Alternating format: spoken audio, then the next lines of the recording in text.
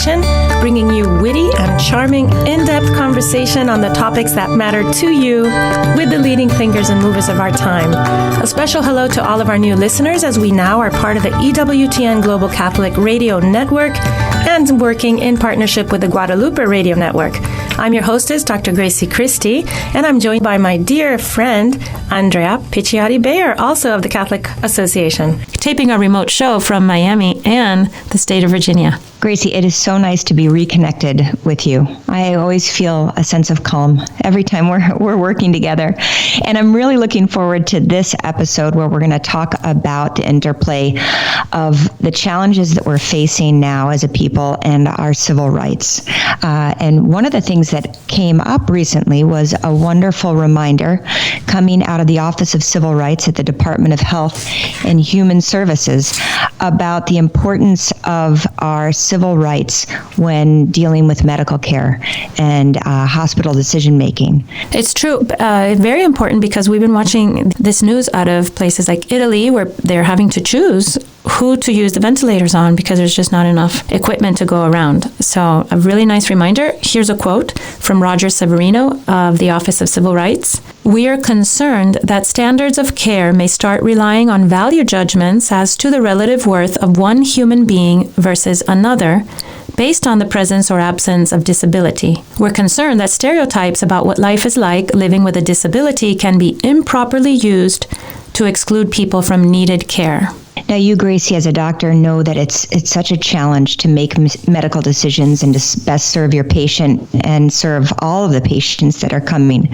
But it's a great reminder that our American tradition of respecting the dignity of each and every individual, which is also our foundation of our understanding as Catholics, is something that we need to have at the forefront. So I'm so grateful that Roger Severino put this out, and that the federal government is reminding us who we really are called to be at this time of challenge. There is the reality of having to triage when people come into a packed emergency room where you have a hospital that's being overwhelmed. And this apparently is happening in some hospitals in the Northeast, and could come to a hospital near you, near me. And there is the reality of triage. But again, a very important concept is that all people, regardless of their level of ability, regardless of their sex, their race, their relative worth by worldly standards, have to be approached with that same consciousness of their dignity as a child of God. Well, and speaking of children, we were talking earlier about our new experiences as moms and having all of our kids at home and some of the delights that we have. And I wanted just to mention the Bach method. What's the Bach method? It is the bright and cheerful home. Oh, I love that. Yes, I think all of us are quarantined basically across the country. I think 3/4 of all Americans have been told to stay home. And thankfully, most of us don't have family members who are affected by the virus or are ourselves affected, but we are all at home with many children, some of us, of different ages, everyone trying to continue their education, which isn't easy given the technological challenges that we're facing, as well as the human challenges of keeping a bright and cheerful home with everyone sort of scrambling on each other.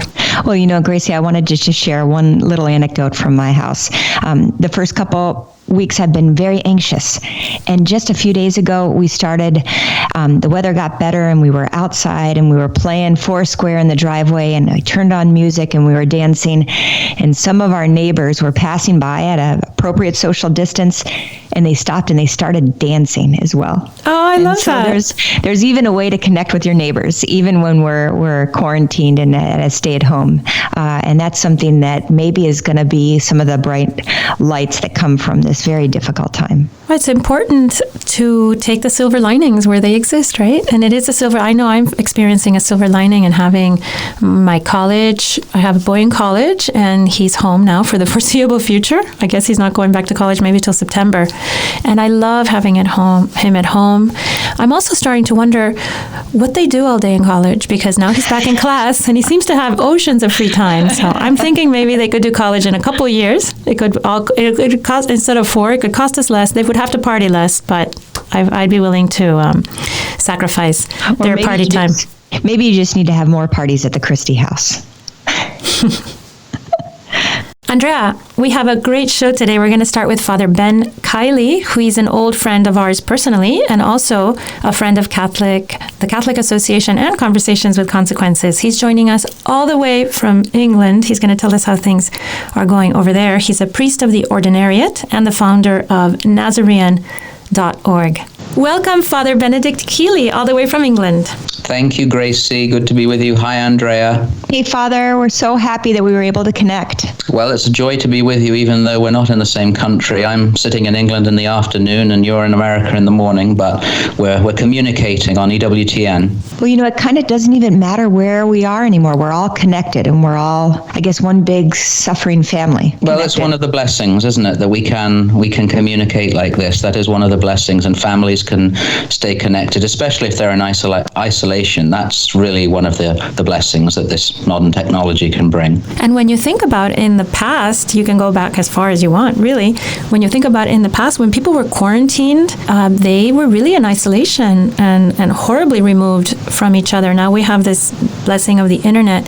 Father, the word quarantine is a biblical word, isn't it? I think it's actually, I may be wrong, and I'm sure you'll get people writing in and calling in immediately, but I think it's actually Italian Latin from quaranta, I believe I was reading the other day that ships were meant to stay outside of the port for 40 days. And so I think that's the derivation, but it may be biblical as well. But that certainly is, sounds like the etymological word root, because they stayed out. Don't you think they must have chosen that number? It could have been 32 days or 41. Oh, yes, exactly. Yes, it's yes, exactly from that angle. But the actual word, I think it's because the ships had to stay out for 40 days. Hopefully, we don't have to stay locked up for 40 days, but I fear we are going to have to be. Certainly in England, they're talking about till June, which is really kind of scary. Ooh, wow. Father, before we all went kind of in general isolation, you had some time yourself after coming back from the U.S. In returning back to England, where you were in self-isolation.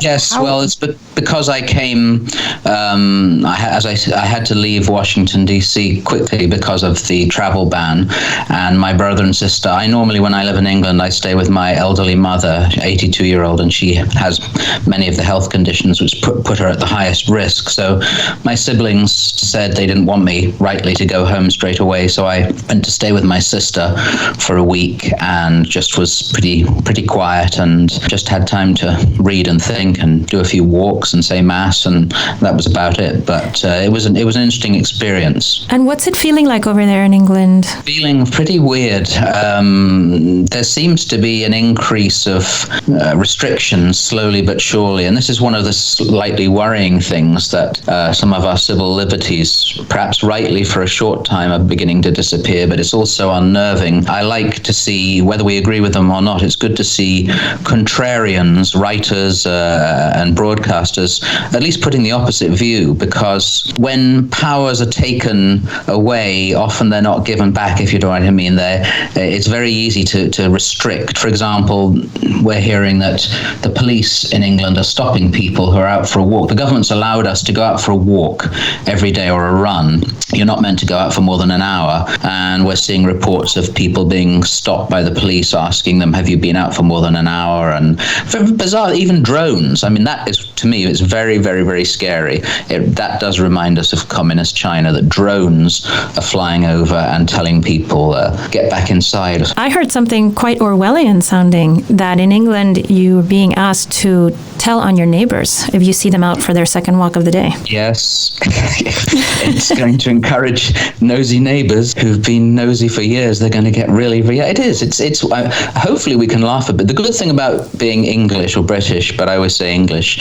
is we do have a sense of humor. So luckily you can begin to laugh and poke fun at it, but it's unnerving. There's a good reason for it, I understand. Similarly, why the churches have been closed, but if we don't all feel unnerved by it, there's something worrying, I think. Father, speaking of being unnerved, here we're constantly getting news that yes, our leaders, especially our president and vice president, are healthy, but recently heard news about the UK Prime Minister and Prince Charles having tested positive for coronavirus. How is that affecting people there? Not greatly. I think it's just helping people to realize that this thing spreads like wildfire.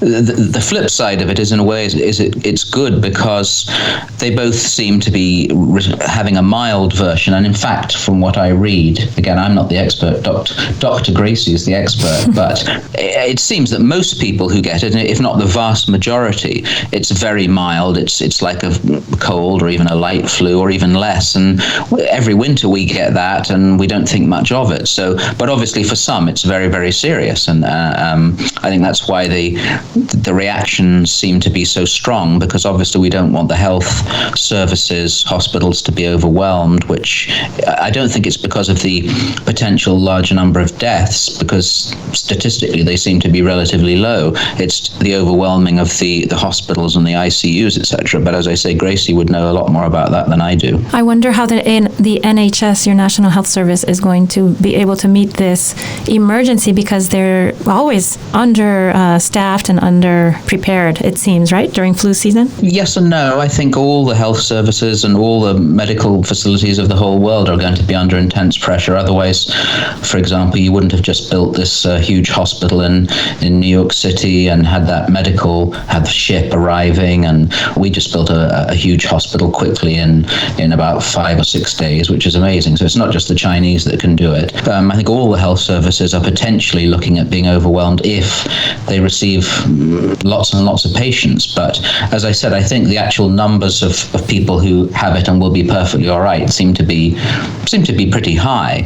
But you worry about obviously the people who are most vulnerable, Sure. like I said, my elderly mother or pregnant women. And I was with a lovely lady just a week or two ago when I was in New York City, and she's in Washington DC, and she's pregnant, and obviously she's very anxious because she's in a high risk category. Father, one of the things that's been helping me steady my nerves is I live pretty close to my. Come on, well that's a different conversation. But during the day, before 5 o'clock, I live very close to my parish, and I've been walking with a number of my kids to make a visit to the Blessed Sacrament. That's not a luxury that folks in England or in the United Kingdom entirely have. It's very, very, very sad. If you don't feel some kind of wrenching in your gut with this, as a priest certainly, but also as any faithful Catholic, then there's something wrong with you. Yes, we've been ordered to actually literally shut the doors of the churches, which I find very, very hard to accept. I understand the reasons why public masses probably can't be said for a while because of the large numbers of people being crammed together, but to not be able to walk into your own church and spend some time before the Blessed Sacrament is tremendously difficult, and I think must be a cause of great suffering both for priests and people. There's a spiritual component to this, without wanting to sound nutty. I'm sure lots of people have got nutty reasons why they think this is happening, but there must be a spiritual component to this because, for example, in England, your listeners may or may not know that on Sunday, the 29th of March, England, not Britain, England was rededicated as the Dowry of Mary, which is a beautiful medieval title, unique title in the world. That was meant to be a time of great celebration for us in England. There was going to be a large mass in London and lots of masses everywhere. And of course, this was all done now behind closed doors. And I can't help feeling deep down, and I'm sure I'm not alone, that the devil has a hand in this. He hates Our Lady, obviously, but when we're doing something so beautiful, rededicating England as her dowry, that it all has to be behind closed doors. So there's a spiritual component to this, and we need to be aware of that, and that's why we all have to, as it were, strengthen our own spiritual resources at home, rosary, family prayer, all those other things if we can't actually go into the church. And remember that priests are saying their daily mass for the people. I mean, that has immense spiritual power. That's something perhaps we've taken for granted. I can't help thinking again that there's a little lesson for us as well as priests and people, that maybe we've all taken everything far too much for granted. You know, as a parish priest, when I was a parish priest, we all hear people complaining about they don't like the time of the Mass, or why did the Mass time change, or they don't like the music, or nutty. We should thank God we've got the Mass. If you're just tuning in, you're listening to Conversations with Consequences on EWTN Radio. We've been speaking with Father Benedict Kiely, and he's been sharing with us the situation facing Catholics in the UK right now. Father, when you're not in quarantine or sitting very still at home and offering your own Mass by yourself, you have an organization called Nazarene.org, and you just received some special news from Cardinal Raymond Burke.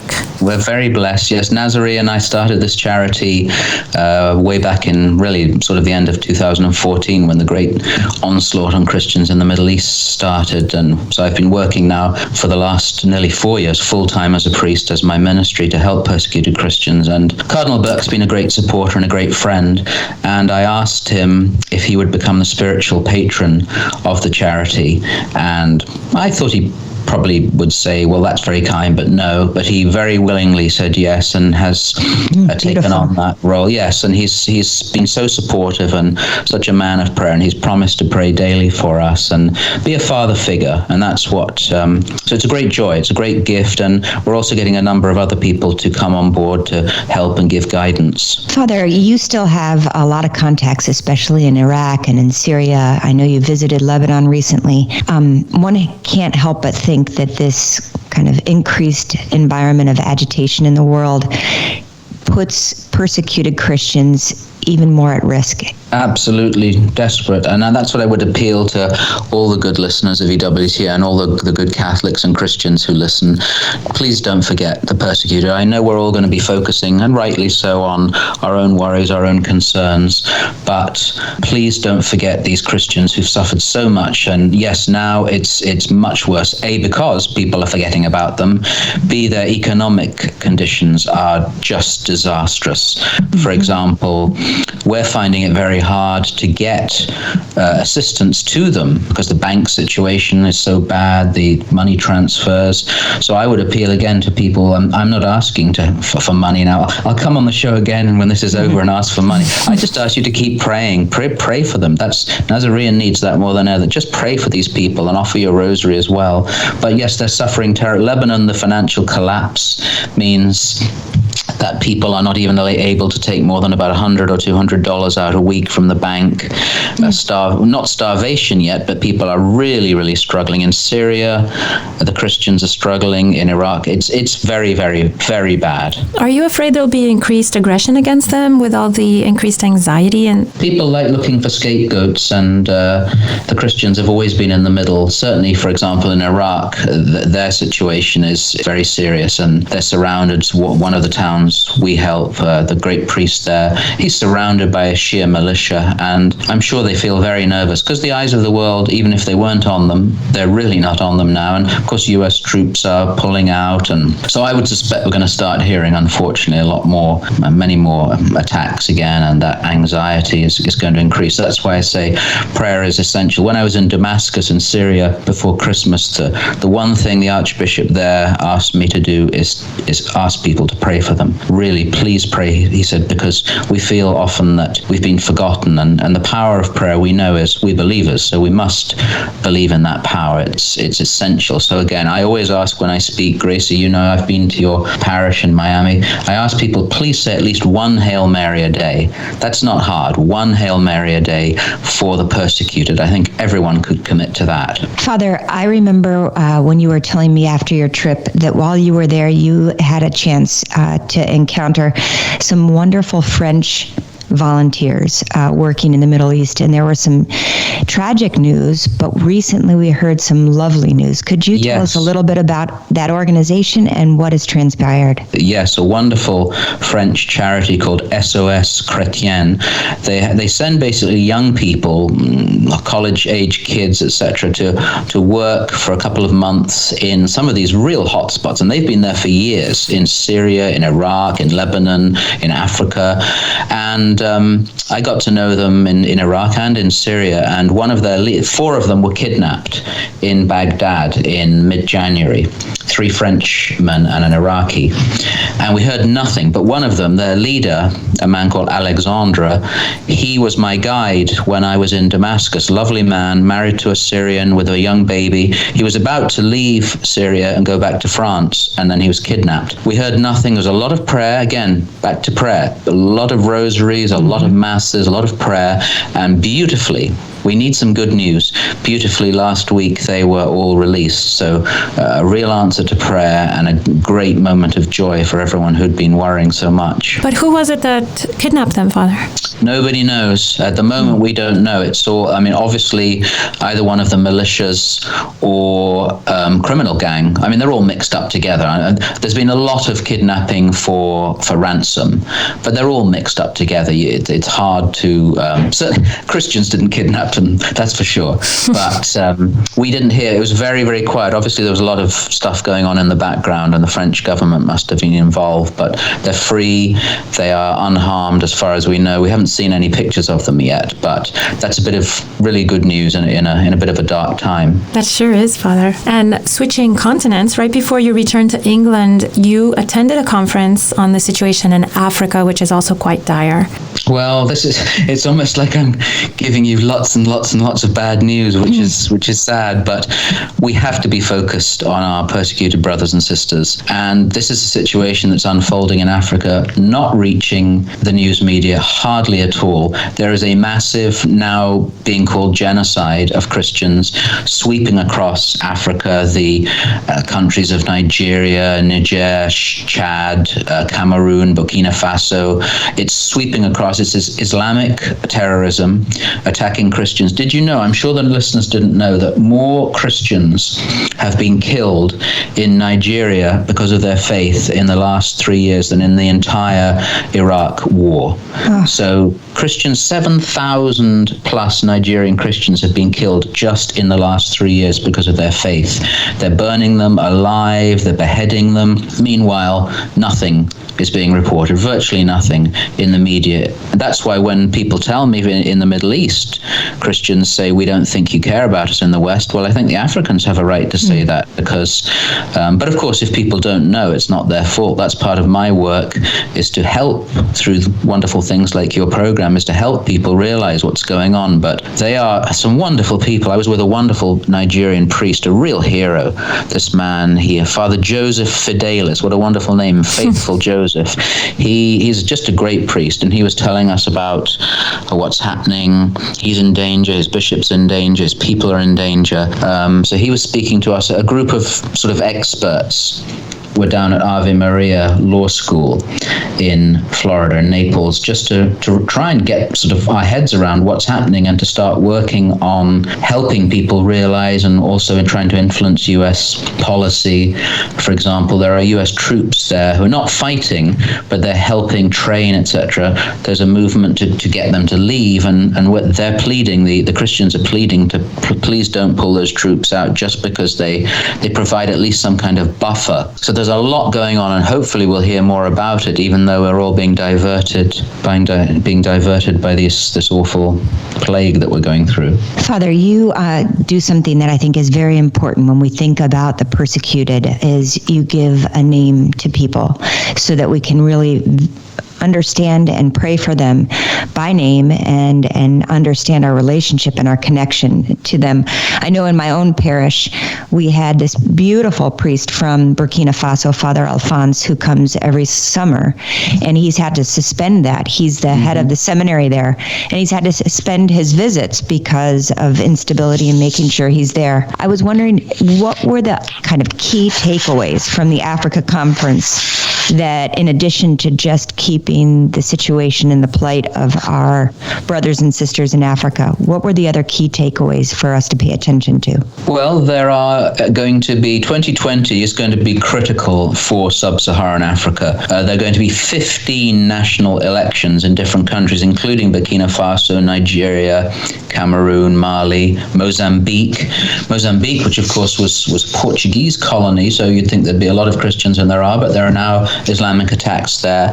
I think it's, yes, prayer first, but also making sure our politicians are aware of this and are not just sweeping this under the carpet. Our media, we're lucky we have a few people in the media who are with us and who help us and who highlight this, but the majority don't. They move on to other things, and so I think this is part of the campaign, is to make, first and foremost, is to make people aware that this is happening. Also not to deny it or to give it other reasons. For example, in Nigeria, there's a real problem with what are called the Fulani herdsmen. These are groups pushing Christians out of their ancient farmlands and killing them all and then taking over their farmland. Well, some organizations are saying this is due to climate change.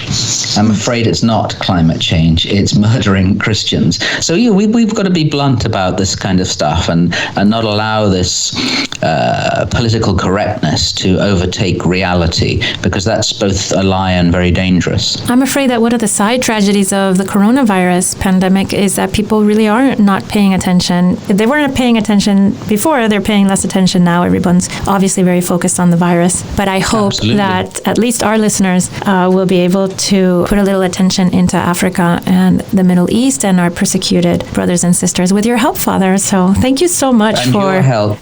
Thank you for your time. You help. Thank you, Gracie. Thank you, Andrea. You help so much by allowing this sort of thing to be reported on and spoken on your program. So bless you all. Oh, thanks, Father. We can't thank you enough for the great work of Nazarene.org, and our listeners should definitely go to your website and check out the information there and how they can help. Thank you again, Father. Thank you, Gracie. Thank you, Andrea. Bless you. Next on Conversations with Consequences, we'll be speaking to Tom Farr of the Religious Freedom Institute in Washington, D.C., to talk about how to preserve and protect religious freedom during this very difficult crisis, and also a wonderful social media initiative they've just begun. Next on EWTN Radio, Conversations with Consequences.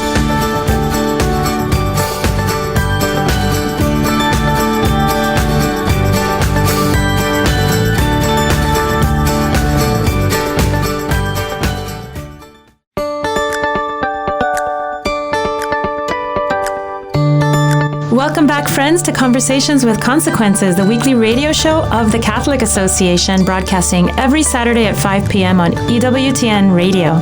I'm your hostess, Dr. Gracie Christie, along with my colleague, Andrea Picciotti-Bayer, and joining us is our friend Tom Farr, who is president of the Religious Freedom Institute in Washington, D.C.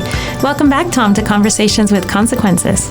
Great to be with you, Gracie and Andrea. We really wanted to have you on because this crisis that we're all living through, this terrible pandemic, is bringing up a lot of really important issues when it comes to religious liberty and conscience rights. So we have a lot to talk to you about. Earlier in the show, we spoke with a great advocate for persecuted Christians, Father Benedict Kiely, and we also want to get your sense of the strain on religious freedom globally. It's the perfect opportunity for a bad situation in terms of religious freedom to get worse with this terrible crisis, but it also creates opportunities for people to recognize the value of religion. So I look forward to talking about that. Tom, we wanted to talk a little bit about some hot spots that have always been of concern when it comes to religious freedom. And right before all of this kind of came to fruition, we were worried about the situation in China.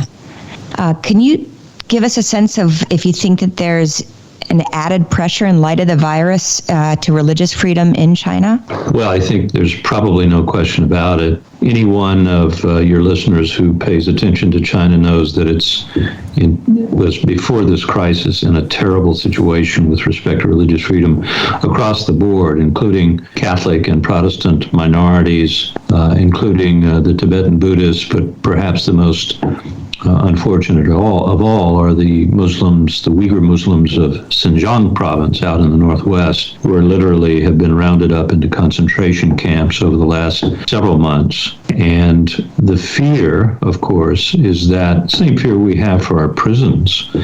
And by the way, I think most of our prisons, probably all of our prisons, are luxurious compared to these concentration camps. But if you can imagine the fear that a virus contagion spreading within a prison population, think of them with up to or perhaps more than 1 million people in these camps in Xinjiang province.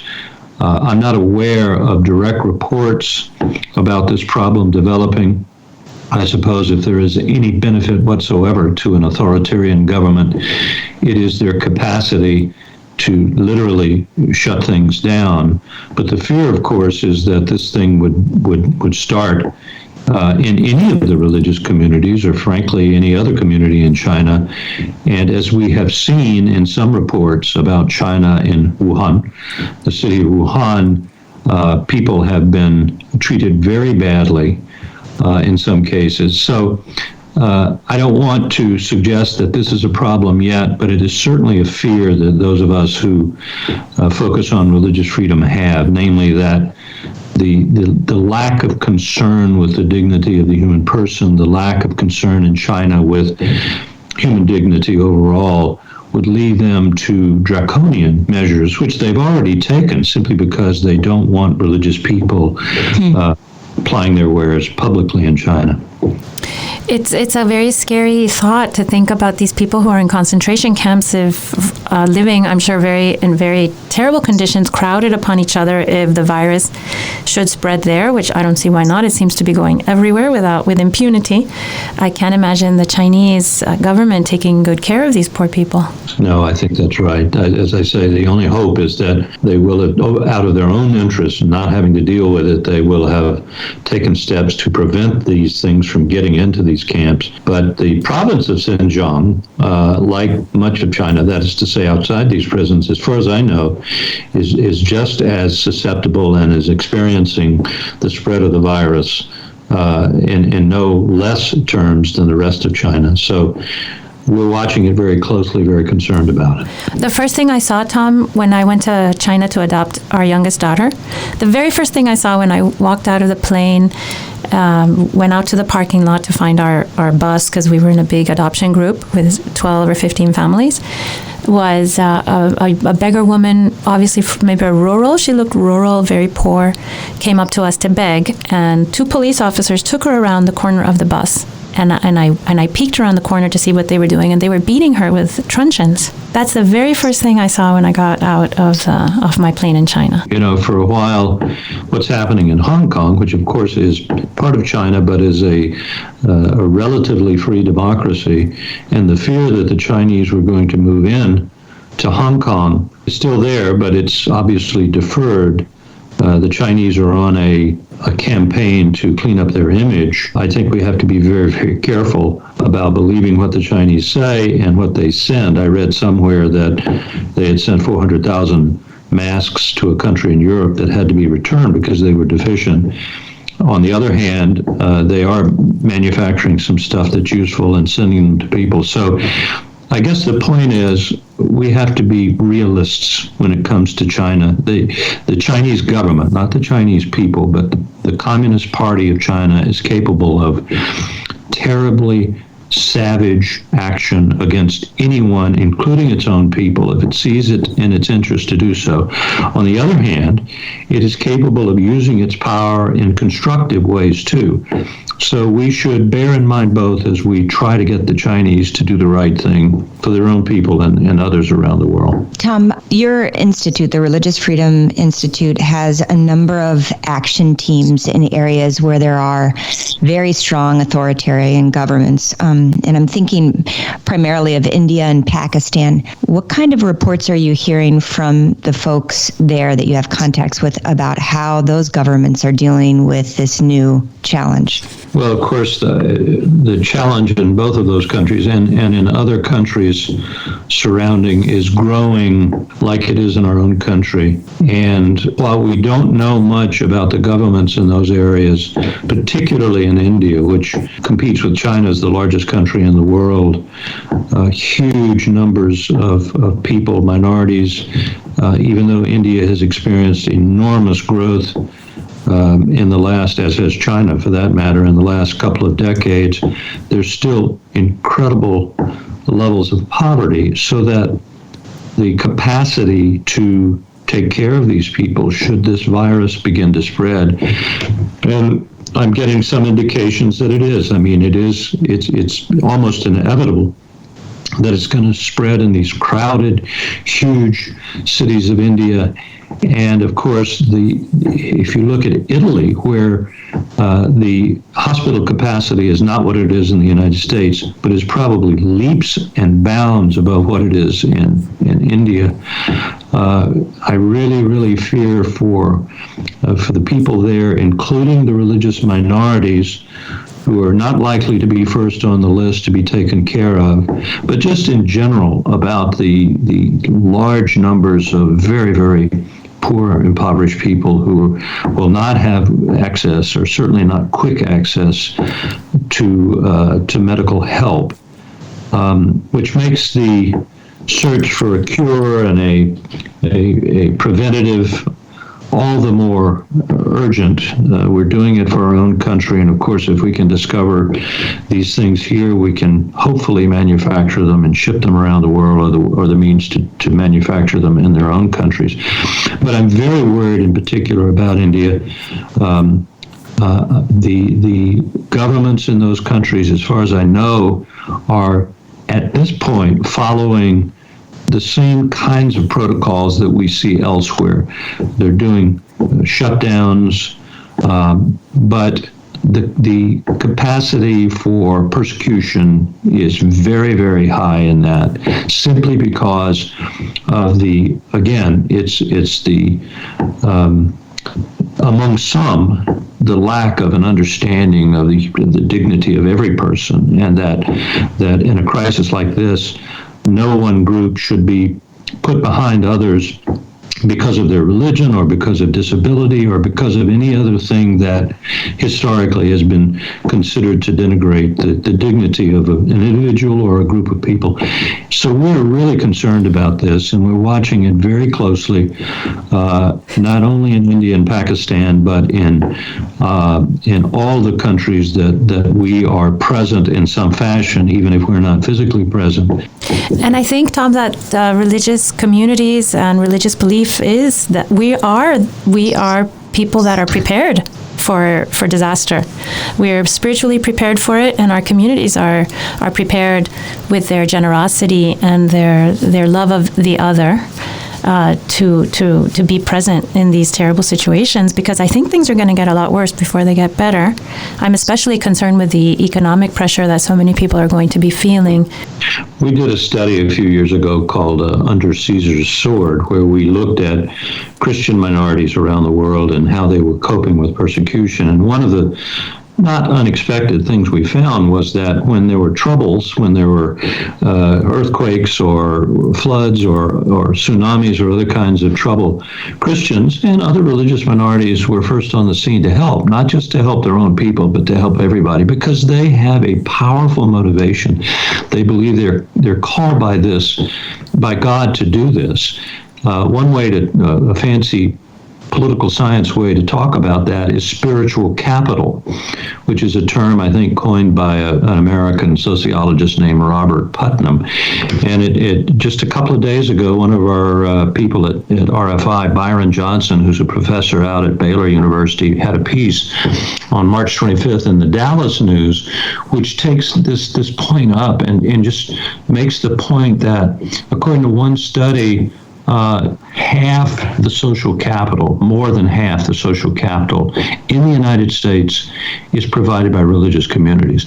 And if you took that away, you would be destroying our food distribution for the poor, our shelter for the poor. Look at who has put up one of the hospitals in Central Park in Manhattan. It's Samaritan's Purse, and I've noted that few of the newscasts that I've seen, none that I've seen, have mentioned that is a Christian charity run by Franklin Graham, the son of Billy. He has also opened one of these hospitals in somewhere in the Middle East. I forget where it is, but the point is, Christians and others are out there helping other people, and they're not asking, religious identification at the door. If you do anything, if our state governments in this country do anything to undermine that, then they're not just harming the religious communities against whom they hold sometimes some hostility, but they're harming the country and they're harming themselves. If you're just tuning in, you're listening to Conversations with Consequences on EWTN Radio. We've been speaking with Tom Farr, president of the Religious Freedom Institute in Washington, D.C. I'm your hostess, Dr. Gracie Christie. Tom, you made such a wonderful point about how important it is to value the contribution of religious life to the whole society, especially at this time of crisis. What a wonderful point about Samaritan's Purse. I read about this hospital in Central Park, but I read about it probably from two different sites, but nobody mentioned Samaritan's Purse. Right. Well, sometimes that's just, people not knowing exactly who's doing what. But in some cases, there's a hesitancy. I saw a couple of newscasts that said it's Samaritan's Purse, but that was it. There was no further explanation that, by the way, folks, this happens to be a Christian charity. And I would just add that, the spiritual resources that we each have, we as Catholics have an understanding not only of the absolute necessity to help everyone as best we can, and to abide by these terribly unfortunate but necessary closings of churches and not having access to the Eucharist, not having access in many cases to confession. Although I found a way the other day, I can't do without confession. Tom, you and I both live in Virginia, right? And just recently, our governor passed some executive orders that have very strict rules on the number of people who can gather, 10 or less, and then kind of a stay-at-home order, right? So there's even more limitations.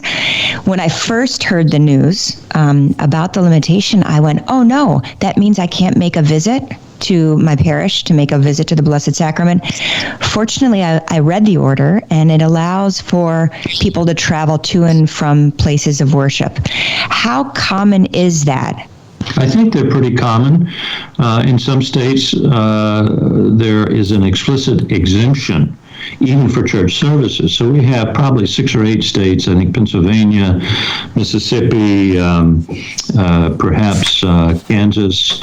I may have those wrong. Those governors have made an explicit exemption not only for the 10 rule, but for higher than that for religious services, whether that's wise or not. I think in many of these states, the Catholics certainly, and most of the Christians and others are voluntarily saying we're not going to do this because we don't want to hurt our own congregants and we don't want to be carriers of this. But so I think by and large, in most states, Catholics are able to do what you're talking about, Andrea, and that is to go and pay a visit, to pray in the sanctuary, and to go to confession. You have to stay away in Virginia. When I went to confession, the priest said, 6 feet, 6 feet. and then we went into a room and we sat across from each other and talked very, very quietly because I didn't want anybody to hear me. I will say, though, here going to a little bit negative, in Virginia, the governor did exactly what you said, for which I'm grateful. But in the exceptions, the way this is set up is a little odd to me. There are essential services. Well, to me, religion is a pretty essential service, and one of them is liquor stores, and but in others, abortions.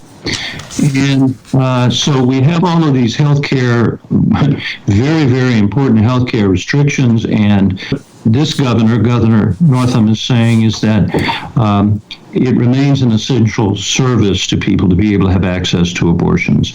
No other kinds of, what is the phrase, unnecessary surgery or elective surgery. But abortions we've got to have. Now that really bothers me, and I think that Catholics should raise their voices about that. As a radiologist, I work for several clinics around town, outpatient clinics, and they've all basically come to a dead stop. So all the patients that I used to see were people who needed medical care. They needed it. None of these people were healthy. They were getting radiology work because they had pressing medical issues. And now several states have made it very clear that abortion has to be exempted. That's right. It's absolutely preposterous. And I think what we see here, unfortunately, is those people who hold this right of abortion in such high esteem are using this crisis as an opportunity to make that point and actually to spread it. Indeed, in the law that Congress just passed, Speaker Pelosi, Catholic, was very hard to get into this, extending the opportunities for the rights of abortion. So I think we have to be vigilant about that. Tom, you mentioned some of the bright lights, and I wanted to ask you to speak a little bit about a beautiful initiative that your organization has come up with to especially utilize social media and show everyone how strong our faith can be at this time of great trial. Right. It's a campaign called Hope During COVID, and you can access it on any of our social media platforms, Facebook. Boy, I'm the wrong guy to talk about social media platforms. and Twitter and what's the other? Instagram, as well as our webpage, which the old-fashioned among us will understand, religiousfreedominstitute.org. And you will see there we are inviting people to either provide to us, and we'll do it, or they can upload themselves, short videos that explain how their faith is helping them cope, perhaps interiorly, through spiritual means, or helping their communities where they live. The purpose of this is to give encouragement to people and to give them hope, because this is something that most religious people can understand, but we want everyone to understand it. There is great reason for hope.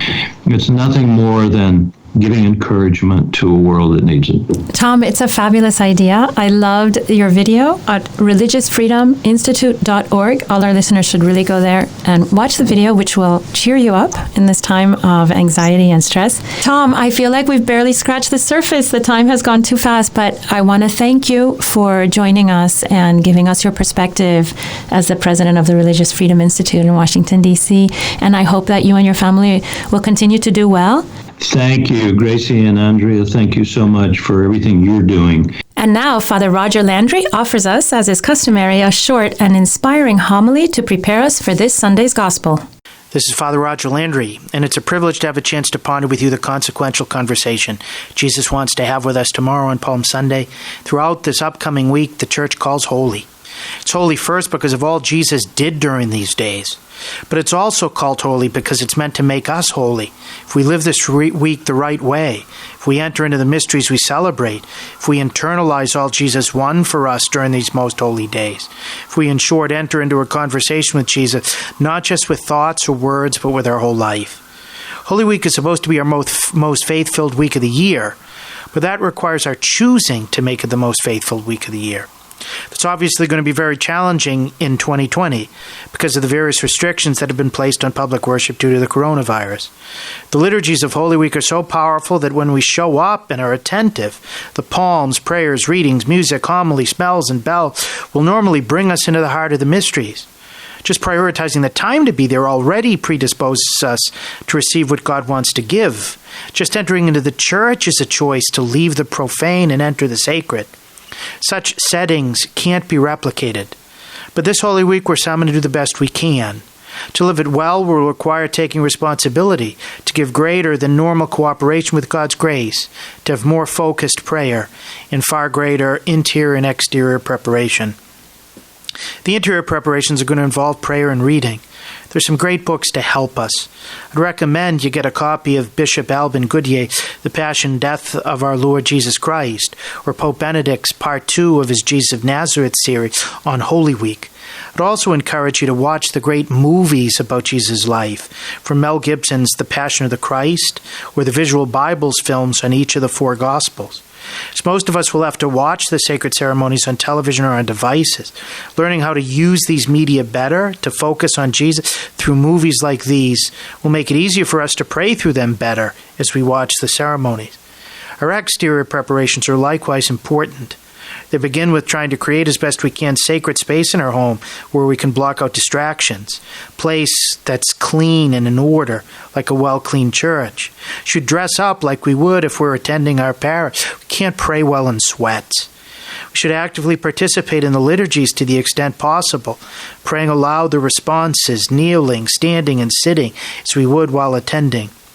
Even though we will not be receiving Holy Communion, it would be good nevertheless to live a Eucharistic fast in preparation for Mass, to increase our hunger for God, and to prevent our needlessly running to the bathroom. We should turn off all our other devices or prevent interruptions and distractions. We begin Holy Week tomorrow on Palm Sunday, and in the Gospel, at the beginning of Mass, in the reading of St. Matthew's Passion, we see 5 different ways we're called to respond to Jesus with faith, so that the mysteries of this week may fulfill his desire to make us holy. First thing we learn is how to welcome Jesus. The crowds laid their cloaks on the ground, lifted palm branches, and exclaimed, "Hosanna to the Son of David, blessed is he who comes in the name of the Lord." Their attitude shows us the type of exhilaration we should have to welcome Jesus into our homes this Holy Week. Second thing we learn is how to value Jesus appropriately. At the beginning of the Passion, Judas goes to the chief priests and scribes and asks, "What are you willing to give me if I hand Jesus over to you?" They gave him 30 shekels of silver, the equivalent of 90 days' worth of work. Many today betray Jesus for less.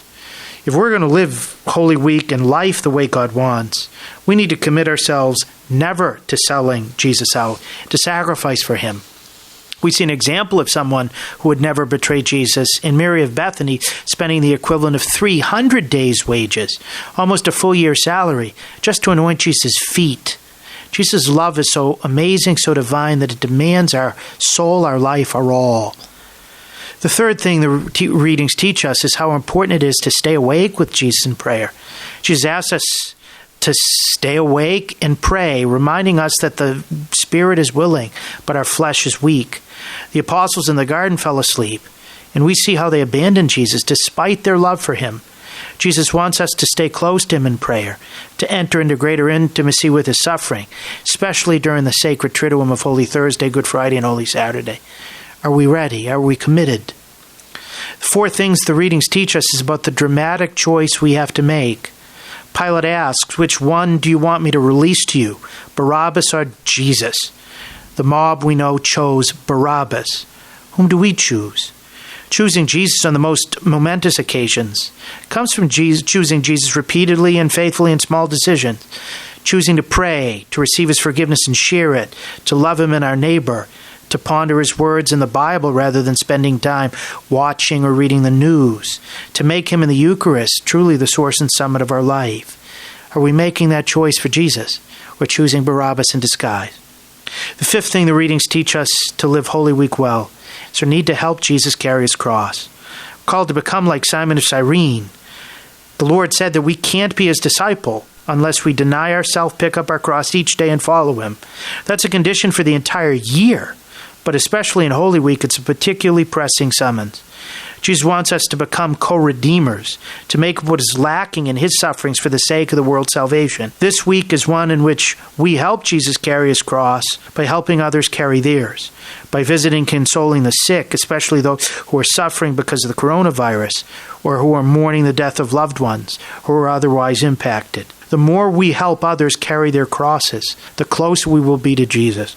to welcome Jesus, to value him appropriately, to accompany him in prayer, to choose him over every Barabbas, to help him carry his redeeming cross.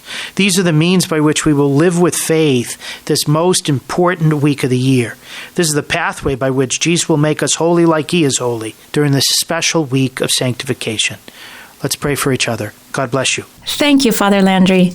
To hear more from Father Landry, check out his website at catholicpreaching.com, and you can also catch his writings at EWTN's own National Catholic Register. Catch us every Saturday at 5 p.m. on your EWTN local affiliate or on Sirius Channel 130. And of course, you can listen to the show as a podcast at thecatholicassociation.org/podcasts. Here's hoping that you have a lovely week. You go with our prayers.